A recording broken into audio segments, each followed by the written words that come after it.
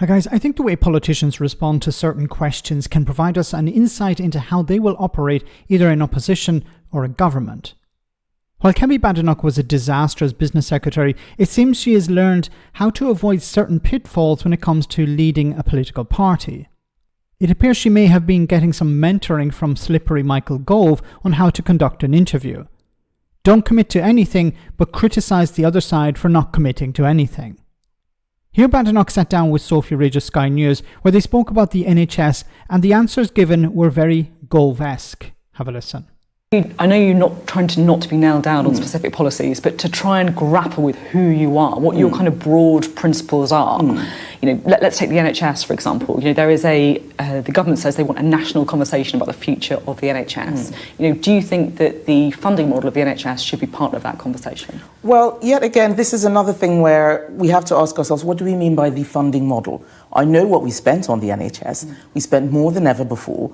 We put a message on the side of a bus that we'd spend £350 million a week more. We spent almost twice more than that, and still it isn't working. So I don't think the issue is funding. The NHS is an institution that was built for a young, relatively young, homogenous working population.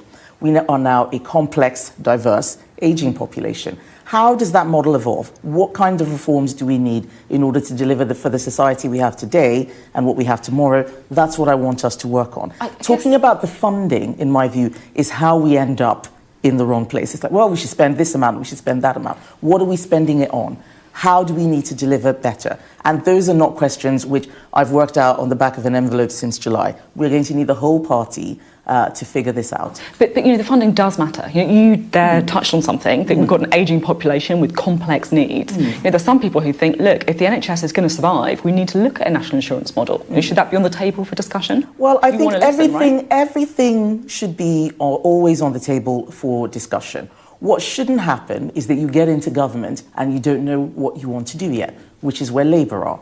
They had 14 years in opposition. What have they been doing with that time? What I'm saying is that we've tried our way, it didn't work, we're going to go and work out something different. What I'm not going to say is, well, I've worked out all these ideas, vote for them. But say a national insurance model should be on the table for the NHS, that's fair? I'm not going down any specific policy area, because that will then be a speculative conversation. But these are big, important, big picture questions, right? They are, but what I find very frustrating is that I'm asked speculative questions where I give a speculative thought, and that is then presented as a firm point of view. No, you're not supposed to give the game away like this. Were you not listening to Michael Gove when he was telling you what to say? You know, it sounds very much like what Michael, if you had, switch off the video and audio and just read a script, you would imagine it was Michael Gove talking. Don't commit to anything. Say everything's on the table. Plausible deniability. I didn't commit to this. I didn't say I was going to go down this road, even though I went down this road. She started off by saying, and this was a completely useless interview from the point of view of information. What information did we gain from this interview? Zero. Absolutely nothing, apart from technique. She talked about a funding model. What is even a funding model? Then she talked about the aging population in respect to the homogenous population, working population in the past. Okay, well, that's not new information. That's just reality. And then when it came to, well, the Labour Party had been in opposition for 14 years.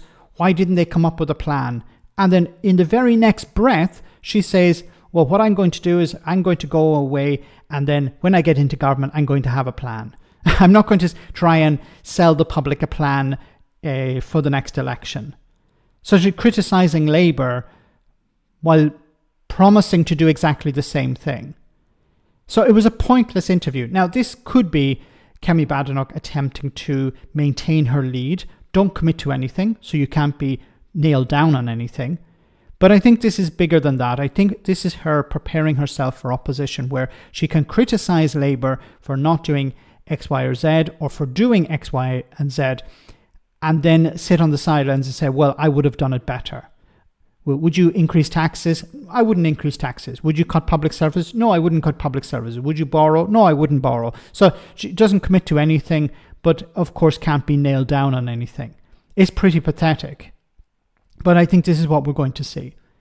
unless this is just her trying to maintain her lead over Robert Jenrick and just don't say anything that would upset the apple cart. I'm not sure which way it is. I'd like to know your comments in the comment section. As always, they're greatly appreciated. Thanks a lot.